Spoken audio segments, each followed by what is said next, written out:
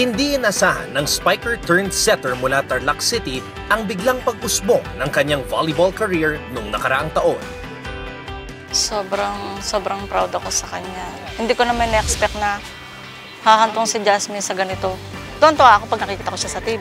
Lalo na pag live akong nanonood.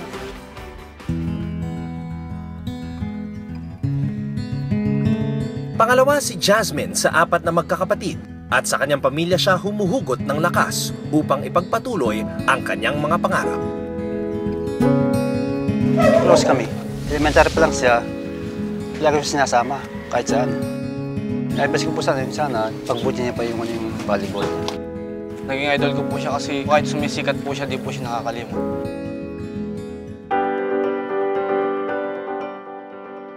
Pero bago siya nakilala sa National University, una nang sumabak si Jasmine sa larangan ng track and field. Kaya po track and field kasi mahilig din po ako tumakbo-takbo nung bata. So tinry ko po. Hanggang sa nadiskubre ng kanyang guro sa Sapang Tagalog Elementary School ang kakaibang husay niya sa paglalaro ng volleyball. Magto-12 pa lang siya noon napakatangkad na niya. At the same time, yung pagtira niya sa bola, left-handed kasi siya Pag-spike niya sa service niya, talagang kagad pumapasok. Napaka-proud namin. Kahit sa mga players namin ngayon, sineset namin siya as example. At ito rin ang naging daan upang maging miyembro siya ng Philippine Girls Under-17 Volleyball Team noong 2014. Nung pagdating ko pong Manila, doon na po talaga yung may natutunan na po ako about sa volleyball. Sobrang nakaka-proud kasi kasama po ako dun sa nagre-represent ng Philippines. Nakakalaro po ako kalaban yung mga ibang bansa.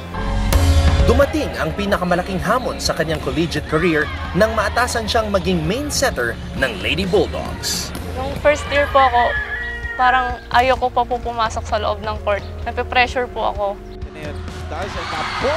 Siyempre, natakot po kay Coach Roger noon. Tapos, nung kinausap niya po ako na kailangan lumabas na po ako sa sarili kong shell. Doon na po ako nag-start na parang hindi, kailangan makatulong ako sa loob ng court. Ganun. Kailangan may patunayan po ako sa mga coaches ko and teammates. Sa pagpasok ng bagong season ng UAAP, handa na si Jasmine na makipagsabayan sa mga veteranong playmakers sa kompetisyon.